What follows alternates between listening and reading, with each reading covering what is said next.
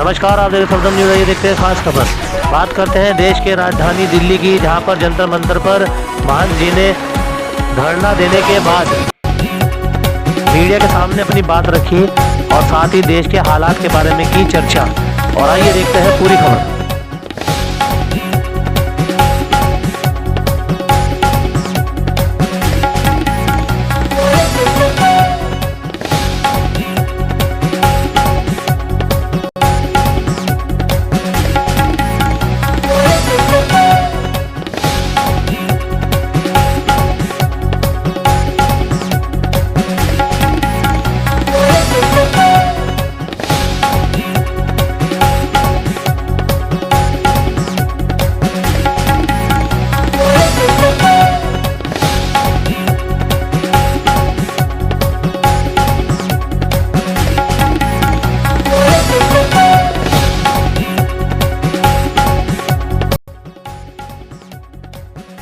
आंदोलनरत है। मैं जंतर मंतर पे खड़ा हूँ। मेरा सपना था कि आप लोग एक दिन सत्ता में आओ। आप लोग आ गए, लेकिन इसके लिए तो हमने सपना नहीं देखा। इसके लिए तो हमने अनगिनत झूठा मुकदमे सहन नहीं किए। इसलिए हमने अपनी बर्बादी नहीं सहन की। हम भी पाकिस्तान से आए थे देश विभाजन के समय। मेरे पूर्वजों को 5 किले ज़मीन मिली थी गुड़गांव में, उन्होंने नहीं ली। उनके सारे भाई गदर में मारे गए थे। मैं नहीं चाहता कि और किसी घर में ऐसा गदर हो। प्लीज़ आप मेरी भावना समझिए नरेंद्र भाई।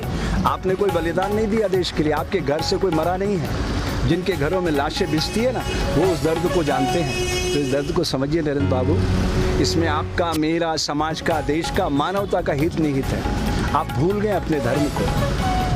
राजनीति में शुचिता लाने के लिए मैं यहाँ खड़ा हूँ। मेरे को फेसबुक पे लोग बहुत गालियाँ देते हैं। सारे साधु लोग मेरे से बहुत लड़ रहा है कि तुम देश के गद्दार हो गए हो, मुसलमानों के साथ खड़े हो। मैं आपसे पूछना चाहता हूँ, आप कौन जाति के हो नरेंद्र भाई? अगर मैं ये कहूँ हिंदू मुस्लिम सिख ईसाई समझो अपनी शान को, मजहब की दीवारों में मत बांटो हिंदुस्तान को, तो मैं ठीक कर रहा हूँ? मैं देश को बांट रहा हूँ। आप समझ रहे हो मेरी बात नरेंद्र बाबू? समझ रहे हो ना? ना मैं हिंदू बनूँ ना तुम मुसलमान बनो। मैं भी इंसान बनूँ, तुम भी इंसान बनो। यही सपना लेके आए थे ना आप। उस सपने को आकार दो ना। अभी कुछ नहीं बिगड़ा। 2024 में चुनाव है। 48 घंटे में रोज नाम तो बंद होगा। चाहे पुलिस आपकी है, ये सारा देश आपका, सारा देश आपसे प्यार करता है। क्यों नफरत के बीज बो रहे हो आप? मैं अंत में इतना कहना चाहता हूँ मेरे दोस्त नरेंद्र बाबू, प्रकृति सदैव हिंसा का फल दुख, दया का फल आनंद बरसाती रहती है। इसके खिलाफ मैं जानता हूँ ये देश आपका कुछ नहीं बिगाड़ सकता, क्योंकि आपके पास 303 लोग। लेकिन उस कायनात की शक्ति को आप जानते हैं ना। आपको तो अच्छे से पता है अटल जी की मौत कैसे हुई। बोल दूँ मीडिया पर? लाल टपकती रही। अंत में 2 दिनों तक आपने एम्स में छुपाए रखा उनकी मौत को, मालूम है ना? ऐसी मौत मरना चाहते हो क्या आप? अरे अच्छे इंसान बन के मरना, दुनिया रोए, हंसते हंसते जाइएगा। कबीरा, जब हम पैदा हुए जग हंसे हम रोए, ऐसी करनी कर चलो हम हंसे जग रोए। ऐसे मरोगे लाल टपकाते टपकाते, आपको अच्छा नहीं लगेगा। ये राम मंदिर का सपने की स्क्रिप्ट किसने लिखी थी? अटल जी ने। उसके निदेशक कौन थे? आडवाणी जी। और आप उसके मार्केटिंग हेड थे, याद है ना?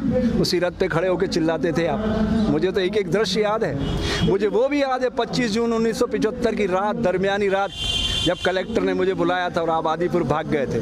मुझे एक एक दृश्य याद है नरेंद्र बाबू। मैं भूला नहीं हूँ, इसलिए आपको याद दिलाना चाहता हूँ दोस्त, ये समय फिर नहीं आएगा।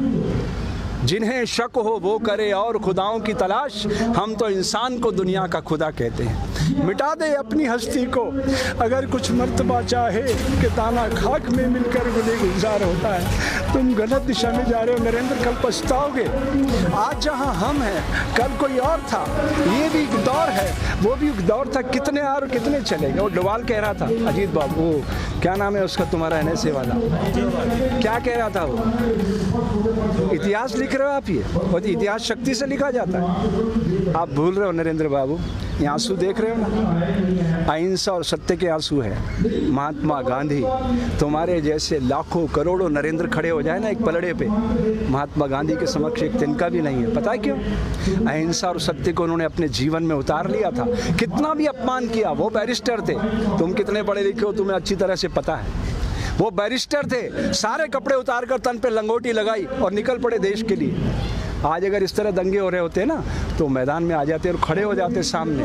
वो एक शख्स था जो भारत में खड़ा होकर मुसलमानों की पैरवी कर सकता था और पाकिस्तान में खड़ा होकर हिंदुओं की पैरवी कर सकता, इसलिए महात्मा गांधी कहलाया।